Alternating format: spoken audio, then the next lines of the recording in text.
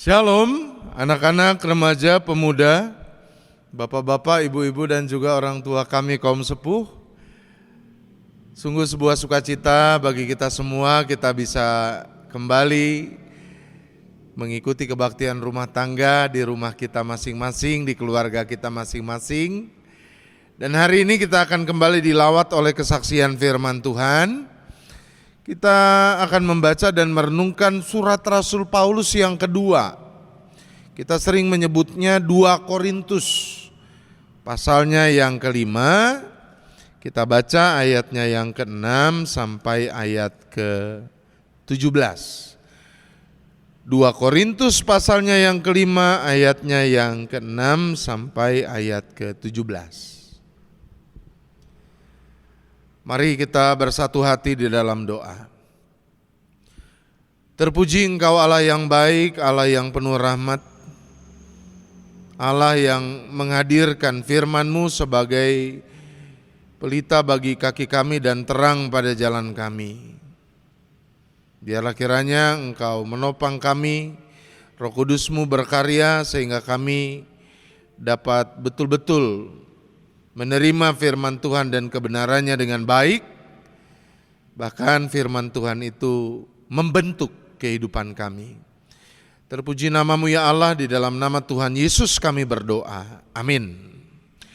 2 Korintus pasalnya yang kelima, ayatnya yang ke-6 sampai ayat ke-17. Begini bunyi kesaksian firman Tuhan. Maka oleh karena itu hati kami senantiasa tabah, meskipun kami sadar bahwa selama kami mendiami tubuh ini, kami masih jauh dari Tuhan. Sebab hidup kami ini adalah hidup karena percaya, bukan karena melihat. Tetapi hati kami tabah, dan terlebih suka kami beralih dari tubuh ini untuk menetap pada Tuhan. Sebab itu juga kami berusaha, baik kami diam di dalam tubuh ini maupun kami diam di luarnya, supaya kami berkenan kepadanya. Sebab kita semua harus menghadap tahta pengadilan Kristus, supaya setiap orang memperoleh apa yang patut diterimanya, sesuai dengan apa yang dilakukannya dalam hidupnya, ini baik ataupun jahat. Kami tahu apa artinya takut akan Tuhan, karena itu kami berusaha meyakinkan orang. Bagi Allah hati kami nyata dengan terang, dan aku harap hati kami nyata juga demikian bagi pertimbangan kamu. Dengan ini kami tidak berusaha memuji-muji diri kami sekali lagi kepada kamu, tetapi kami mau memberi kesempatan kepada kamu untuk memegahkan kami, supaya kamu dapat menghadapi orang-orang yang bermegah karena hal-hal lahiriah dan bukan batiniah. Sebab jika kami tidak menguasai diri, hal itu adalah dalam pelayanan Allah, dan jika kami menguasai diri, hal itu adalah untuk kepentingan kamu. Sebab kasih Kristus yang menguasai kami, karena kami telah mengerti bahwa jika orang sudah mati untuk semua orang, maka mereka semua sudah mati. Dan Kristus telah mati untuk semua orang, supaya mereka yang hidup tidak lagi hidup untuk dirinya sendiri, tetapi untuk Dia yang telah mati dan telah dibangkitkan untuk mereka. Sebab itu kami tidak lagi menilai seorang juga pun menurut ukuran manusia. Dan jika kami pernah menilai Kristus menurut ukuran manusia, sekarang kami tidak lagi menilainya demikian. Jadi siapa yang ada di dalam Kristus, ia adalah ciptaan baru, yang lama sudah berlalu, sesungguhnya yang baru sudah datang. Amin. Sampai sedemikian jauh pembacaan kesaksian firman Tuhan. Berbahagia setiap kita yang mendengarkan firman Tuhan dan memeliharanya di dalam kehidupan. Umat Tuhan yang berbahagia, pernahkah rumah kita diganggu oleh tikus-tikus liar yang membuat kotor? Saudara, pastori tempat kami tinggal pernah mengalaminya. Karenanya satu kali dengan rasa kesal saya pergi ke pasar untuk membeli sebuah perangkap tikus, saudara. Jadi saya umpankan seekor ikan asin dan saya menunggu sampai esok pagi. Dan ternyata benar saudara, ada seekor tikus yang terperangkap. Dan ketika saya menemukannya, maka tikus itu terlihat makin takut, dia makin panik. Dia berlari ke sana kemari saudara, dan lama-lama tikus ini menjadi lemas. Saya juga sebetulnya tidak tahu harus mau diapakan. Akhirnya saya jemur aja tikus ini. Tidak saya apa-apakan sudah, dan tidak lama dia mati. Lalu ada seorang anggota jemaat di kita ini yang bertamu. Dan rupanya dia melihat di halaman pastori itu ada tikus yang sudah mati. Dia katakan, wah ini tikusnya mati karena diapakan Pak Pendeta? Lalu saya bilang enggak, saya jemur aja. Lalu dia menyampaikan, wah ini kelihatannya tikusnya stres sendiri nih. Ditambah lagi dijemur sinar matahari, maka dia kemudian mati. Nah saudara, mirip dengan tikus itu, banyak orang yang mengalami kesulitan, tekanan dalam hidup, terjebak oleh karena banyak masalah, itu lalu menjadi semakin stres.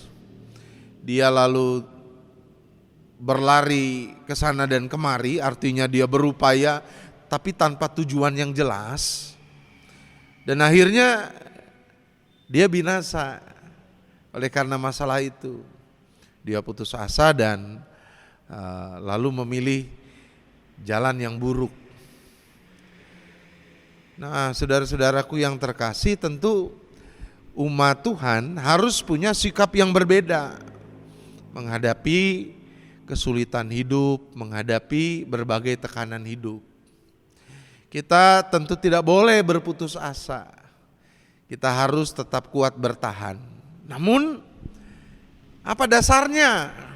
Mungkin dari kita ada yang mengatakan, kan kita juga manusia, sama punya batas kemampuan berpikir, menampung berbagai beban. Benar saudara, tapi jangan lupa kita juga punya iman. Nah itu yang mau kita pelajari saudara dari pengalaman Rasul Paulus ini.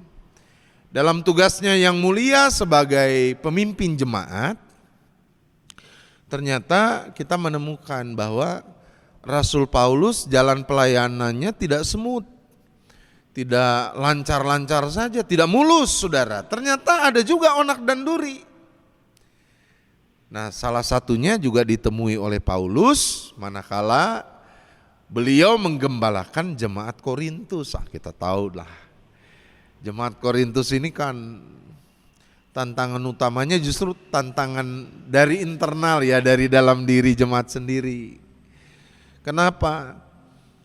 Karena mereka ini memang terdiri dari banyak faksi, banyak kelompok-kelompok. Jadi jemaatnya terpecah menjadi grup-grup tersendiri, dan masing-masing grup ini fanatik, membenci grup yang lain, merasa diri lebih tinggi dari yang lain. Karenanya mereka tidak kompak, bersiteru, terlibat dalam konflik. Nah, sebagai seorang rasul, maka Paulus juga kena getahnya. Karenanya dia bukannya dihargai atau dipandang dalam wibawa kerasulan, namun sebagian jemaat Korintus malah memandang Paulus sebagai orang yang tidak konsisten. Karena dia bisa menerima semua orang, malah dianggap sebagai penjilat, kesana masuk kesini masuk gitu ya. Serba salah juga Rasul Paulus. Selain itu dia juga dianggap sebagai orang yang bukan Yahudi asli, bukan Yahudi murni, karena kepada yang bukan Yahudi juga dia bersahabat gitu. Dia juga orang yang dianggap punya kepentingan tersendiri karena seringnya dia menyuarakan kepedulian, berbagi, ayo kumpulkan persembahan, bantu jemaat lain. Banyak orang curiga, wah jangan-jangan untuk kepentingannya sendiri ini. Dan di dalam pengalaman pelayanannya kita tahu saudara, Paulus pernah ditolak, Paulus pernah dipenjara, difitnah, diusir saudara-saudara. Namun sebagai jawab dari tantangan itu kepada jemaat di Korintus, dia bersaksi bahwa sikap dia bukan marah, bukan dikuasai oleh emosi berlebihan yang hanya akan menimbulkan masalah baru, tidak. Dia memberikan kesaksiannya bahwa dia tetap tabah. Kenapa saudara? Karena dia punya kepercayaan kepada Tuhan. Langkah hidupnya diatur oleh Tuhan. Dia tidak berjalan sendiri, ada Tuhan Yesus Kristus yang akan tetap menyertai kehidupannya. Tetapi saudara, mari kita lihat pengajaran Rasul Paulus ini juga dengan utuh. Percaya kepada Tuhan itu tidak berarti membuat kita pasif atau diam. Paulus melakukan sesuatu saudara. Dia tetap melayani dengan ketekunan. Dia tidak berhenti. Dia tetap menyapa semua orang termasuk yang membenci dia, melayani mereka. Dia tetap menaruh cinta kasih kepada mereka yang menolak dia. Dia tidak pernah menyerah. Semakin dia menghadapi tantangan, semakin matang pelayanannya, semakin muncul banyak kreativitas. Dan saudara, kalau mau jujur, surat ini kan salah satu bentuk kreativitas. Di dalam tantangan, dia tidak menanggalkan tanggung jawab pelayanan, dia tetap mau hadir. Dan itu dilakukan dalam surat-surat penggembalaan yang dikirimkannya kepada jemaat yang jaraknya jauh dari dia. Saudara, mari teladani apa yang dilakukan Rasul Paulus. Hari-hari ini kan makin susah ya situasi keadaan ini. Masa pandeminya masih berjalan, varian atau mutasi virusnya makin banyak. Saudara, di Kudus, Jawa Tengah sana, rumah sakit konon sudah penuh. Pasien sampai harus dibagi dengan kota-kota lain. Di Bandung juga sama. IGD sudah tutup di mana-mana. Kenapa? Karena pasien semakin banyak dan semakin gawat. Ekonomi makin susah. Saudara punya uang di saku 100.000, besok kita tidak tahu itu masih ada atau tidak, karena begitu cepat habisnya, begitu sulit untuk mendapatkannya.